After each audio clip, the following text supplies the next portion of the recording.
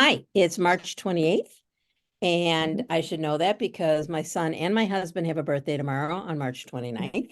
Oh, those must. And I was just in Israel, so we might start with a scotch bit of Israel, and then we're going to talk about Candle Feather Wooden Spoon by Rabbi Zoe Klein. And she was here on Sunday, the 17th, I think, and if you haven't seen it, it's on YouTube. I can get you that link, but I thought she was really interesting, and she don't you wish she seems like such a nice rabbi. And I Yes. think I give kol hakavod to her synagogue. She's like a scholar in residence. So I would Mhm. imagine that she has time to, sell her books, do those gigs, but also to write. And Mhm. um, I loved Drawing in the Dust. It was about the prophet Jeremiah, a little romance, and I thought that was a fabulous story. So, I just came back from Israel. I was on a mission with the Ice Center. The name of it was Mifgash with a meeting, with meaning. Mifgash is a meeting. It was all educators. We did have one day of volunteering to pack mishloach manot, Purim packages for soldiers, and we packed it with refugees who were staying in a hotel in Jerusalem from Shlomi, which is up north. And we visited, and they call it Otef Aza, the envelope of Gaza. That's the area in the West Negev. And unfortunately, I think it's heating up in the north. And by May, Mhm. it could be a two-front war. I don't know what the future holds. I don't have a crystal ball. And I just I worry about Israel. I my mom said, "Well, what does everybody think about Bibi?" And it's a hard question because it's hard to change captains in the middle of the war, and I don't think Bibi has any inclination or that he wants to end the war because he's going to be indicted the minute that war is over. So there's so much going on there. And all right, let me go, and I'll go to some pictures. So we went to and I'm sure I'll be talking about this at Macomb and in more detail. I'll just give a quick. But this is Kfar Aza, and Aza is the word for Gaza, and they have fences. This is their armory, and a couple years ago people took somebody lost a gun, so that all their guns were in there. So when they were attacked, they had to go there to get their guns. And Hamas knew that, and there were snipers on the top, and they just killed people as they came to get their guns. And but it's beautiful there. They've had a very wet winter there, and it was blooming, and until you get to the carnage. And this was the house of a young couple who gave permission for people to come in. You could see all the bullet holes. It's just hard to imagine that. It's 2023. That red dot means somebody in there died, and they attacked the youth part of it where young couples stayed, not, deep into the kibbutz. And they burned things. They, destroyed everything in sight. One young man, they were throwing grenades into his house. He caught the first four, threw them back, and the last one he missed, and he jumped on it to save his fiance. Uh, we just heard story after story. Back there, that's Gaza. That's Gaza right there. You can walk there, and the fields, those are their fields. And you can see there's one fence, and I'm sure there's another fence out by the fields, but we could hear the shelling, and you can see it. It's hard it's so close by. Um, Another story they told here is there was a family, they killed the parents immediately. Hamas brutally murdered the parents, and they had twins, and they left these twins crying. And every time a soldier came in to rescue people, they went to go get the babies, and Hamas picked them off. I mean, they did it on purpose. That was the mayor, and they killed him. And it was, it was very hard to see. I was in Israel with my friend and colleague, Lori Sagrin. She talked to somebody who was at Kfar Aza for the last 4 months. There's a little cat did come back. And she said the smell was terrible. I can't even imagine. I just can't imagine. I was also, fortunate, I'm going to say, to go to the Nova Festival. There's so many pictures, but I'll just give you those two highlights. There's the Hostage Square. I was there during Purim. I got lots of good Hamantash, and none as good as Lynn Darren's. The I didn't yeast make any ones. this year. I You never didn't got make around to any. doing Okay, it. next No, year. so you didn't miss anything this year. I did not Okay. make them this. It's the first year I in a long time. I just couldn't pull it together. Okay. Well, I feel A lot better. of work. That's It good. is a Yes. lot of work. Yeah. So on the way to no the Nova Festival, which is kids ran from the Nova Festival to these kibbutzim. This was a shelter, and you can see the yard site candles of they Hamas got them there. It's in the fort that says Degel Re'im. Re'im is one of the kibbutzim. You see a lot of that. Bring them home in English. They realize the world can read English and not in the Hebrew. And now this is the Nova Festival. There were, probably hundreds of people there. And these are makeshift, um, not graves, but memorials, Memorials. all the Israeli flags. That was my girlfriend's cousin who died there. And look how young they all are. It's just, it's so hard. And,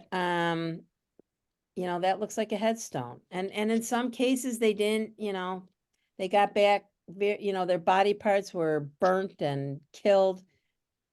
And this is Hirsch Goldberg, Poland. He's from Chicago. So, and Israel. I have so much more to say. We have to get into our stories today. And but it's a trip I'll never forget. And it also really reinvigorated me to learn more Hebrew, and my Hebrew is okay, and I can, talk with the cab drivers and so on and so forth.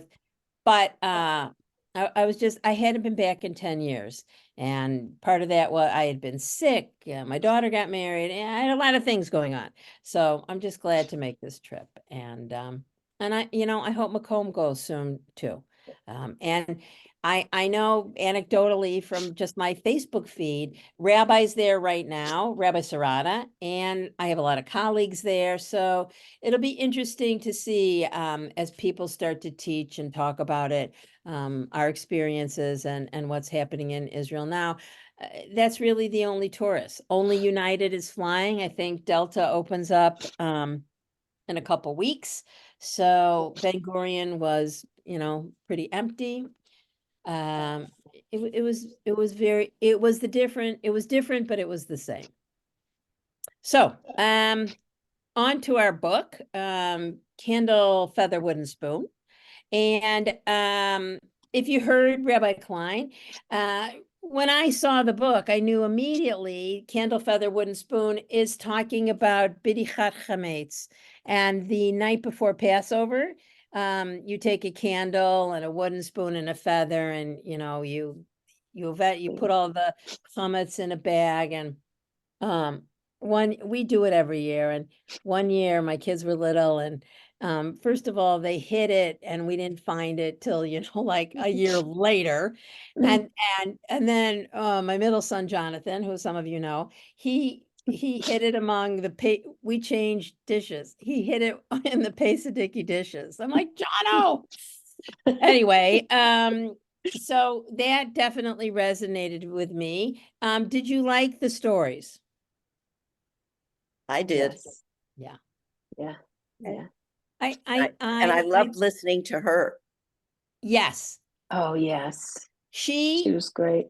She Yeah, was before we fabulous. started taping, I said, wow, the synagogue, she's the scholar there, and she said she tells a lot of stories. She still does B'nai Mitzvah. She still has to do plenty of the usual rabbi work, but that they've given her this time to write and talk to other people is so meaningful to us. And she just seems like such a wise soul, a nice soul. And I'm sure it's a big giant synagogue, which has Yeah. its Well, own complications. it seems like I'm sorry, it seems like her writing is like her passion, and Yeah. she really does a good job of telling stories. So, Yes. because Yes. I mean, even when she introduced herself and she was Right. telling the story about her father was an artist, she felt that writing was her art. And so it was really very easy to connect to her. Right. And I couldn't remember which stories to read, so I read a lot of them here Woohoo! because they were easy to read. I mean, they're very easy to Super. read. And they, as the facilitator and teacher, the questions at the back are fantastic. Yeah, they are. They A give it, lot. at least it centers us. So the first one that she suggested, and I asked her, was Shalom Bite. And I thought it was a fascinating, it was the gay couple who gets married to kind of review. And they're having a protest, and tell me your thoughts and then I'll tell you my questions. Did you enjoy that story? Susan. Yeah, I just enjoyed her whole attitude. I mean, she talk about innovation and imagination. I was so respectful of that with her. Because even though I guess I'm certainly not smart enough to have gotten everything that she was writing about, because it was very detailed in things that I had no understanding of. But I made myself way through it, and I did read every single story. Oh, thank Oh you. boy. I did. And I was racing to finish it because I wanted to finish it before she spoke. And I did ask her about that. She seemed to be writing from a very feminist viewpoint, and Yes. also in many ways gender neutral as well. Yes. And she did say that was a lot of her intention. Right. And I was just kind of blown away by it, and the mind this woman has. Well, she was also saying that that's one way that she could really get published, because it's more pertinent to what's going on these days. And it's sad that she had to say that, but it's probably really true, because it makes her writing much more pertinent for the future, the immediate future, as opposed to, just writing about whatever it was that she might have written about. I'm on a lot of book blog talks, and this one writer said, I've tried to get my books published, but people tell me, they're not looking forward enough. And of course, somebody immediately mentioned Lessons in Chemistry, which is, from the 50s. And and this woman's not published, so I'm thinking, well, that says a lot right there. But I do think that you can see how her mind works and what she does, and it's just really fascinating to look at that. What protest movement inspires you? What would you go out and protest for? What have you gone out? Abortion rights. Yeah. Yeah, that's, very pertinent these days. I second that. I Mhm. did, my daughter and I did go to a protest march many years ago in Washington, Mhm. DC, the March for Women's Lives. Yes. Mhm. And there were over 1 million people Um, at that. I did just see that they were trying to restrict the use of the abortion pill, and Right. that was overturned or whatever. And I was like, thank God. Yes. You look at all those old white men who are making those decisions, and it's hard to watch. It's just hard And to watch. maybe was it in France? They wrote it into their Yes. constitution that they Right. now have legal abortion, which is kind of unusual because you would think we would be more forward thinking than Yeah. in Europe.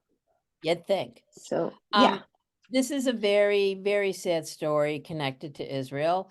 One of these young girls was captured and raped, and she was a virgin, and the Hamas terrorists said to her, "You're my wife." She was returned, and she was pregnant, and immediately had an abortion. And in Israel, they taught. I know. Anecdotally, they talk about abortion like, you went to the dentist. Mhm. It's a much more open society that way. Merle, wait, you're muted. Wait, I'll unmute you. Go ahead. Just reading about the use of the chuppah in the story, how it became so much more than just a place that you get married under. And coincidentally, my daughter had gone to the Swedish American Museum today with her children, and she brought back something that I thought was so interesting about the Norwegians. Okay, so this says folk stories link Finland and ancient Israel's 10 lost tribes, pointing to similarities in language, structure, and words. Customs in some localities also offer support, worshiping on Saturday, eating unleavened bread on Easter, and marrying under a huppah, which is their word for wedding, kanami, chuppah in Hebrew. The lost tribes are said to have migrated north through Eastern Europe. So it was Finland, not Norway. But I thought that was so interesting that the chuppah was a part of customs in countries we wouldn't even associate it with. Yeah. But they I've heard that museum is great. Yeah, I didn't go, but she said that it was very perfect for children too. But the use of a chuppah, that it could become so much more meaningful than just a canopy.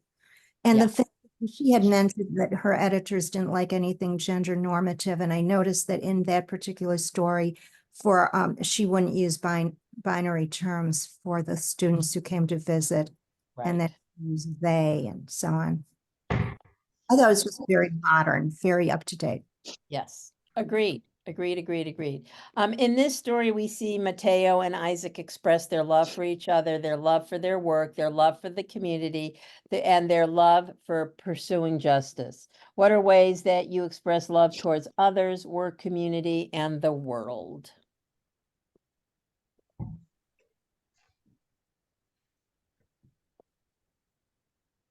Well,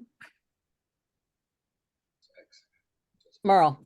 Yes, I think in the choice of jobs that people have, particularly in the Jewish religion, so many people are teachers who help and doctors who help. And in my work, I taught ESL, helping immigrants. I mean, it's something that's like part of our makeup is tikkun olam. We really want to help people. Yeah. Obviously, I think I hope that my work shows my love, for Judaism and my community and my family. And yeah, I thought that the whole love story was so beautiful. And just being there and supporting other people, I think is the Yes. best. We're being empathetic and supporting people who, at our age these days, there's lots of people who have a lot of needs, and just being there for people, I think, shows that you care and love care about them and love them. Because, you know, Mhm. it's just, and it's Yeah. interesting because I had this conversation with my daughter the other night about, we were talking about when she was growing up, about she'd always go to visit the grandparents, and if she was came in from out of town, and all those things that make your family a family. And she got those lessons. I'm like, thank God, you know, so I was doing something right there. And you Yeah. don't really tell your kids, it's more your actions and the way Yes. you deal with other people that, you Yeah. know, that role modeling for Right. them.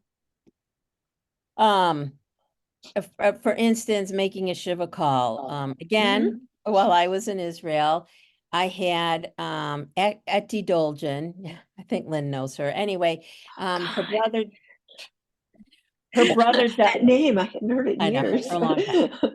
Her brother died. They were sitting Shiva. We couldn't get to the funeral, but we went way out of our way to pay a Shiva call, and it felt good. You know, we were the only ones there from America. She has a lot of friends here, and she might do something for Shloshim at the 30-day mark. But I always say, you know, you always feel good after you make a Shiva call. I mean, there's You know what? not a It's true. downside to it. And I also feel that that helps you connect to other people too, because it makes them realize that you care about them. If you're going to something like that, that's not really a party, you know, it's something that you're expressing that you care about that person. And it gives you a different kind of bond that I have found when I've gone to Shivas of people I know, of their parents or family members, and they've come to mine too. So that kind of creates a different bond between you. I think I know everyone on this call has experienced loss, and I think Mhm. it's always fascinating who shows up and who Mhm. doesn't show up. Yeah. And it's, and I'll just say this, my 90-year-old mother, who, you know, I adore, you know, she was checking people off. He came in for Shiva. It's like, where's Harry? Where's blah, blah, blah. Anyway, Merle, Boy. you had your hand up. The couple in this story really came not very prepared for what they were going to do for their activism. And people came and brought food and candles and every single thing that they could need, and flashlights and everything, but sharing food, I think, is so very important at times like that. And I think Jews are associated with, you know, maybe cooking too much food, but it's a way of showing love. And they did that in this story too. Mhm. So I have to say, in talking about the Shiva, I think this group already knows I've spoken about it before, but when my husband died, it was right at the very height of the pandemic, and it was before there were any vaccines, before they had told people to be wearing masks, before any of that. And we couldn't even we had to have a graveside service with only 10 people, they said. Yeah. And my family, there were 15 of us. And I told my grandchildren they had to come anyway, and just let anybody try to tell you to leave. And Rabbi Moffat and Cantor Jay were both there.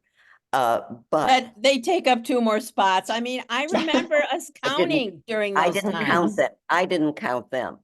Good. But I have to tell you, there was no Shiva because there Right. couldn't be. Nobody could come to my house except my immediate family. And it was a very lonely and horrible time. It's hard. And I mean, sometimes I have to keep myself from going over it in my mind, because I just feel sorry for anybody who can't have a real Shiva. It's painful. Mhm. It really Very is. painful. And they Very try to painful. do it online. Yeah. Oh, Not the same. Want to It- talk about that because I had it similar. My father passed. We had 7 people at the funeral. My brothers lived out of town. They couldn't come in. And my cousin did a Zoom Shiva. And I know a lot of people don't like it, but it was really good. And this is why, because my husband and I came home that night, and the next night when they did this, I heard stories from people all around the country talking about what my father was like and all these wonderful things he did. And it was really good for those of us who were closest to him. So there is that side of the Shiva with the Zoom. I understand that, but it's very different. I have to tell you, losing a parent than losing a spouse. I've lost both. I'm sure. And you just you cannot describe what it's like when you lose your life's partner. It's totally different than losing a parent. And that doesn't mean that I don't have sympathy for somebody who loses a parent. I certainly do. And I understand how it hurts because we've only got one father and one mother, most of us. And it hurts. And there's a loneliness there, certainly, but it's not like your entire life changes when you've lost your life's partner. Well, I mean, it's hard to, if you are taking care of that person, I mean, there are certainly some similarities, and I was glad that Zoom Shivas, I think, brought a lot of comfort to people, and I think we call this a COVID keeper, that funerals are online now. And if you live far away, or if it's in Israel, or if you can either you can go, or you could watch the recording later. And I think that brings a lot of peace and comfort to people. I know that I have watched a lot of, and if I'm working, to go to a funeral, and I go to a lot of funerals, watching it online, and I'm not traveling there, traveling back, and it just helps me. I feel a part of the family and that connection. Brenda. When my mother-in-law passed away, it was way before Zoom. It was during the blizzard of 1967. Not only could nobody, we had one couple came to pay a Shiva call. Nobody could get their cars out. Nobody, you couldn't walk, you couldn't do anything. And we weren't even certain that the grave diggers were going to be able to, prepare the grave for her. It was just a nightmare. I remember 67. That was a terrible snowstorm. How were you able to bury her? Yeah, we were. And, she was a difficult woman during her lifetime, and darn it if she didn't make it tough for us. I remember but that. Anyway, it was sad. I do too. And at the same time, I lost a close friend of mine who was at that time in her late 20s of cancer. And I mean, it wasn't exactly during the, and the weather was a little better. We had some people, but it's like you almost wonder what's more tragic, losing. I mean, true, she wasn't a relative, but to lose, she had a little child the same age as mine. And So I mean, I still remember having lunch with her, and we took a walk with our kids. And at that time, sometimes there would be a truck on the street and you could get like a chest x-ray. So we said, okay, well, we'll do it. And of course I was fine and she wasn't, and that was how she discovered that happenstance. Whoa. Yeah. I want to go to the next story, and it's Jew. And I have a quick anecdote. So I go swimming at the JCC, and I hadn't been for 10 days, 2 weeks, because I was in Israel, and all my compadres and the teacher are like, oh, welcome back. And I said, yes, I was in Israel. And the teacher says to me, as we're doing our exercises, she said, do you need a passport to go to Israel? And I I looked at her I said, you need a passport to go to any foreign country. I said, Yeah. even Canada, you need a passport. Yeah. And she said, well, I thought, maybe because you're Jewish, you don't need a passport to go. Now I said, no, you need a passport. Meanwhile, I told this story to a young woman that I mentor, and she goes, well, we don't have J cards. It's not like, it says on our passport, Jew. And I keep thinking about this woman asking me. Now, I told my husband, and he goes, well, she thought, if you're Jewish, you could make Aliyah there, and that's what she thought. You could move there. And I said, okay, but to get on the airplane, you need a passport. So note to self, you Yeah. do need a passport for Israel. Make sure it's up to date. So Mhm. again, this story is Jew. And in the book, well, at least I have the Kindle book, Jew is capitalized here. So Was, yeah. obviously they're making a point here. I thought this was a very interesting story, and of course, it touches on different historical periods when Jews have faced anti-Semitism, the time in antiquity when Haman tried to kill the Jews, very timely, it was just Purim. The Nazi attempt to eradicate European Jewry in modern times, and a more contemporary example of anti-Semitic graffiti. What does the word Jew mean to you? Positive, negative, neutral? Fellow traveler. Okay. Yeah. What else? I'd say it's part of my identity. Mm-hmm. Yeah, that's what I was going to say. It's what I am. Right. Mhm. Right. There's an old experiential game that we used to play with the kids and put 4 words in the corner: Jew, American, man, woman, human. And which one do I identify with? And depending on the age of the kid, and I haven't done it in a hot minute. So, back in the day, a lot of people went to human, maybe today. Well, first of all, you couldn't do just man and woman today. It would have to be man, woman, non-bi, I don't know, a gender. Yeah. I don't even know what it would be. Just, I just have pick some. what? Just give a list and pick.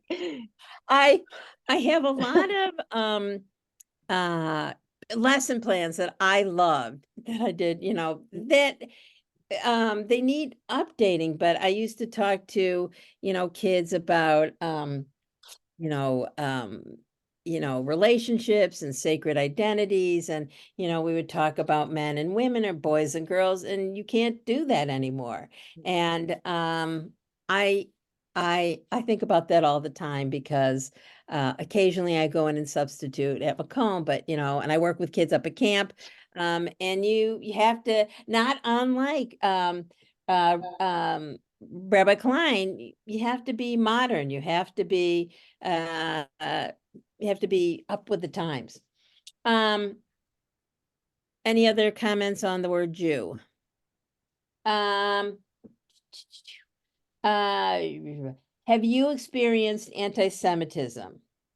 Why do you think anti-Semitism continues? Well, I read that Dara Horn book, or parts of it, because first of all, we had read some of her books, and she's a fabulous author, but it's become to the forefront now because of all the anti-Semitism. But it's really true that people don't know Jewish people. I went to school in Iowa in 1968, and my roommates and the people on my floor, nobody had ever met a Jewish person. Yeah. And it just so happened there was one other person that I graduated high school with that came to the school and was on my floor. So the two of us, and she was blonde with bangs, and she didn't look Jewish at all. But it was really interesting because our roommates and everybody, that they weren't anti-Semitic, but they just really hadn't encountered any Jewish people. And that's what this book is about as well, is that even though there are Holocaust museums, that people don't really know much about Jews except the Holocaust or Anne Frank. And it's and so that's why she's on all these talk shows now, because she had written this book 2 or 3 years ago, and now all of a sudden everybody's saying, well, yeah, right, what is the deal here? Because people don't all, we're in such a bubble because we're in an area where there are so many Jewish people. Yes.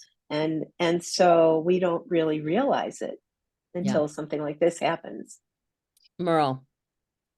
Well, 52 years ago, I was in a baby play group.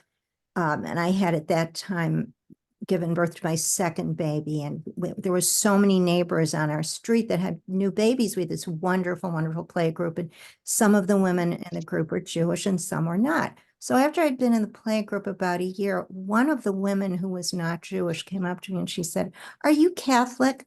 I said, "No, I'm Jewish." And she said, "That's impossible. Your voice is too soft." And so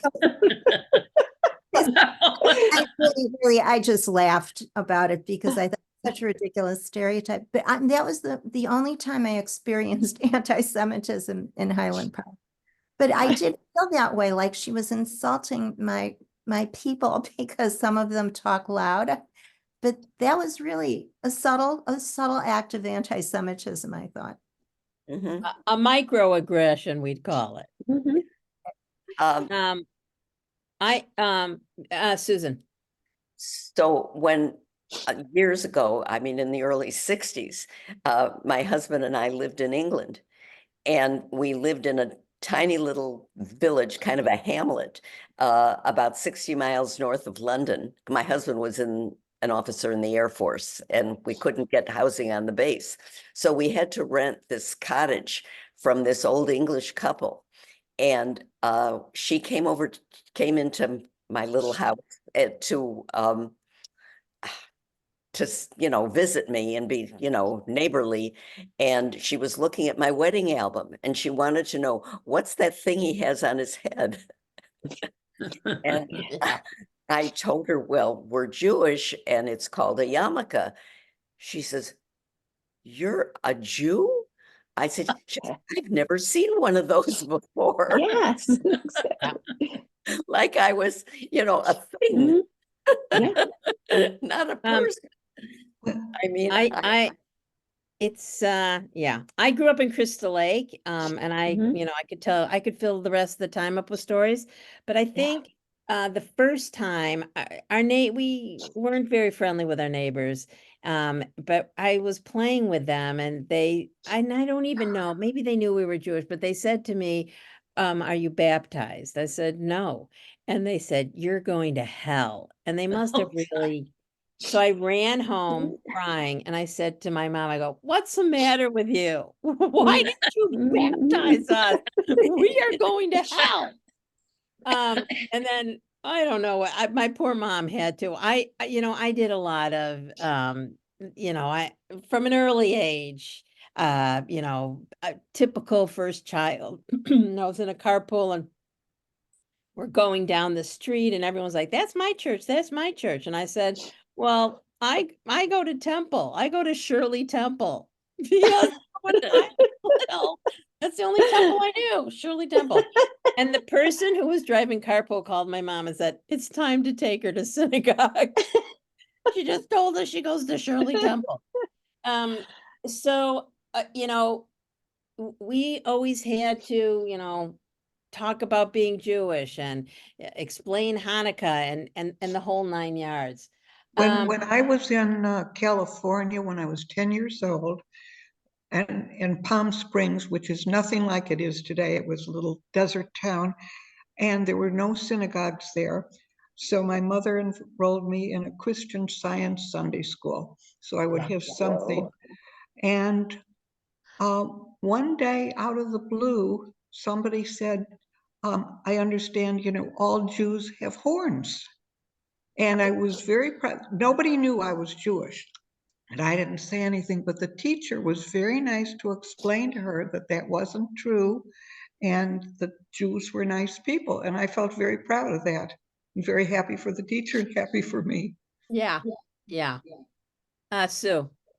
Well, this whole discussion is reminding me of the back to this book is that every one of these stories in them is something that reminds us of things in our own lives.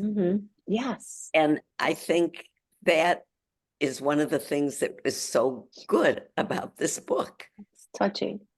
Yes. Yeah. Full transparency, we may read this next in the short story class on Wednesday mornings because I just think it's so accessible. And I think sometimes some of the stories, we do a short story on Wednesday mornings. Some of them are not as accessible, and when they're not, you're looking at the grammar, or I don't know, the characters, and I also think that in these stories there's some really likable characters.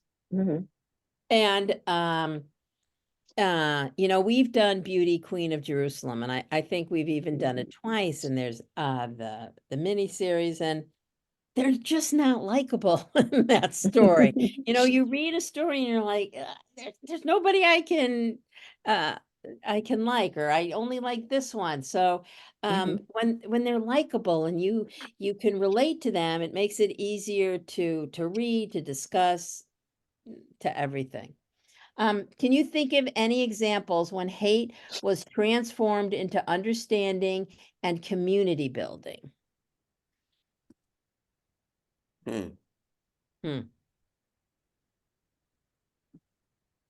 Well, I can give you, obviously, Hamas, they're hateful people. But the way the Jewish community has come together in Israel, you see Israeli flags. I saw my cousin while I was there, and she said people gave, loads and loads of clothes because there was tens of thousands of refugees who had to go to hotels, and they took people in and they didn't have any clothes. And even, the soldiers were called up and they had to get to the front lines and didn't have any time to pack. Obviously they have their uniforms, but their underwear, whatever. And all over the world, seeing this Jewish unity for Israel, I think is very heartwarming. I think it also goes, if I can editorialize for a hot minute, on the other side, you don't see the Arab countries, gathering around Gazans or Palestinians, because they don't, they're not really interested in, well, I don't think they're interested in helping them out. They want them to be separate. They don't want them to come into their country. And on this trip, I found out, I did not realize that your status as a Palestinian refugee can be passed down to the next generation. So Bella and Gigi Hadid, very popular, famous, rich models. Their dad, considers himself a Palestinian refugee, billionaire, millionaire, whatever he is. So it's, all those things I find very fascinating, and not helpful to finding solutions for the problem.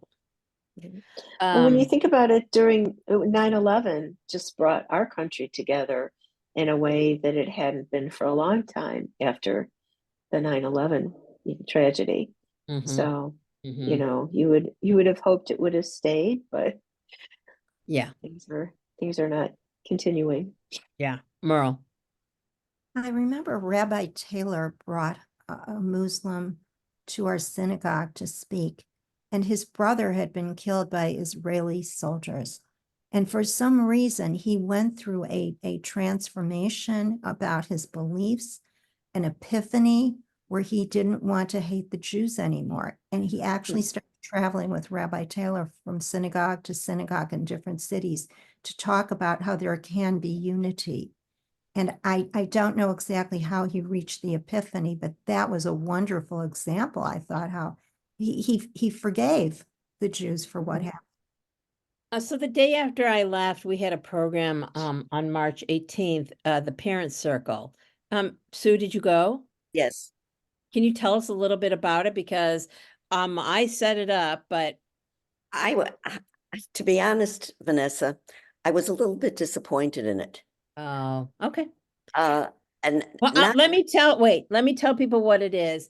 It's okay. a group of Israelis and Israeli Arabs and Arabs who have had a loss in the conflict, and then they come to share their experiences. And we met with them about 5 years ago, and it was very moving. But this is, I think, kind of a hard time to bring this group. That was number one. So tell me what they talked about. Well, the thing is, there were just two men. Yeah. And one was older and one was younger. I think the older one was Israeli and the younger one was Palestinian. Yeah. I may have a little, was anybody else there? Just me. Anyway, they were talking, they were very long-winded, each one telling their own story. And they were into so much detail and telling their background and their story, but they never really came to any kind of a conclusion. You know what I mean? It wasn't, Yeah. I think that I don't think they were well chosen to do this. Interesting. Yeah. That was just my opinion. I mean, you can talk to other people who may have an entirely different Right. take on it than I Can you, did. how many people were there? Not as many as you would think. Okay. But there were quite a few people. I would say maybe 50. Okay. The Israeli in charge of it kept talking me, and like I was getting ready to go to Israel, and I said I'm not going to be there, and so on and so forth. And she's telling me, I'm bringing people. I said, I know you're bringing people from Israel. I get it. Blah, blah, blah, blah, blah. And I think it was the start of our spring break. So, and then I said to her, okay, we're going to be in the sanctuary. She goes, well, if it's too big and there's not enough people, that's not a good place. Were you in the chapel? Oh my God, I wish I could remember. You were in the chapel because it was the Purim spiel rehearsal, and that had to be in the sanctuary. Okay. So it was just a whole. Yeah, I think you're right. It was, my memory is like, and the problem is I go to too many things and I read too many books, too many stories, and I get everything all confused. Yeah. But I mean, my God, I'm 85 years old. You have an excuse. Mayrav is a gamer. Her family works in computer repair. Her experience with Broderick feels like an advanced virtual reality program. How can technology be used to combat anti-Semitism? Or how might technology make anti-Semitism worse? I think we've seen that, with all the technology and all the reports online, and what you're saying, Hamas, they are really kind of winning that war with the technology. So Oh, and I don't know if you read today about Russia and what they're doing. What? Scary. Well, they're interfering in this artificial intelligence stuff and everything. They are really sophisticated about it, more so than we are. And our intelligence services have discovered that they are sending out all kinds of pro-Trump messages and trying to interfere in our electoral process. And this Again. is frightening. Yeah.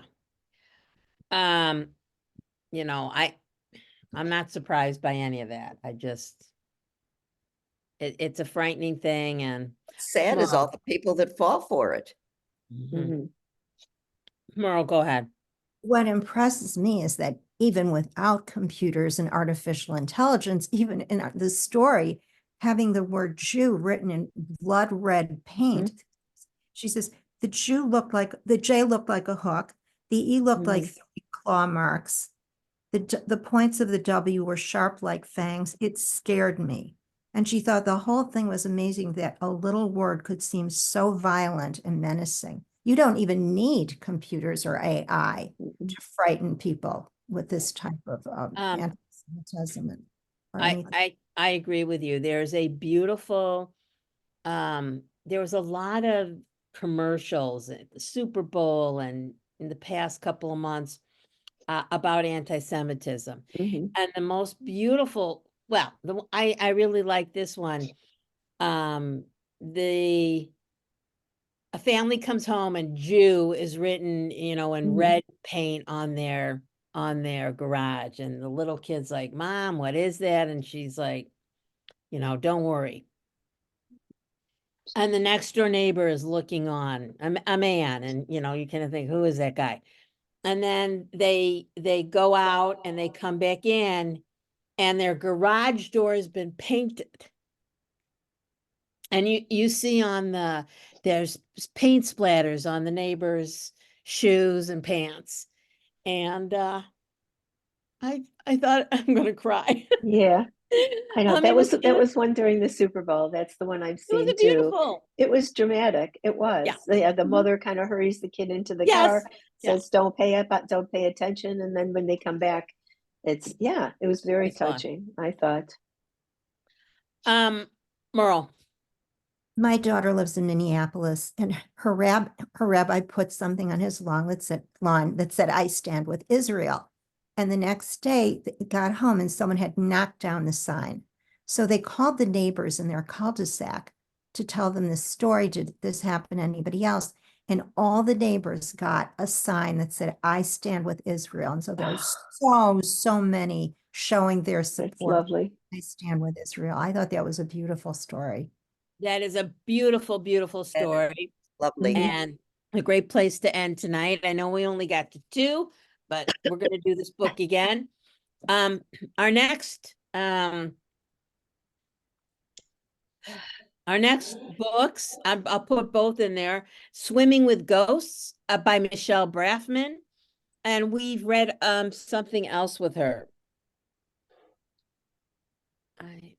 And I can't remember the name of it. I'll have to Google it. And then in May, that's in April. In May, the Heaven and Earth grocery store. I read that. Yeah, it's fantastic. I haven't started Swimming with Ghosts yet, but our family used it as a family book club. The Heaven Wait, and Earth grocery store. Is that the James McBride book? Yeah. Oh yeah, I read that. It's fabulous. So it's going to give us a lot to talk about too. Yes. What's that other book you mentioned? Swimming with Ghosts by Michelle Braffman. Okay, gotta write that down. Gotta Google her. And when do we have the short story group again? Is that April 5th? Yeah. Bertram Court. That's the other book. No. I read that. Washing the Dead. Anyway, I really like Michelle, and I've actually been in some discussions with her, and she's a lovely person, and I think she's a good author. So. Thank you. Okay, thank you. Thanks, Vanessa. Good to see everybody. Good to see you. You know, we'll be there tomorrow night, Friday night for services. It's still kind of spring break. And then things will start up, and then there'll be a Passover break. You know, it's like once it's the end of the year, it just goes so fast. Are you going to be at Minion on Saturday? Yes, I am. Okay. How did it go without me? Oh, it went okay. Okay. Yeah. Rabbi Serrata says it's always okay if they miss you a little bit. You know, they see what it's like when you're not there. No, I'll be there. Absolutely. All right. Okay. Bye-bye. Bye, everybody. Thanks everyone. Bye-bye. Mhm. You.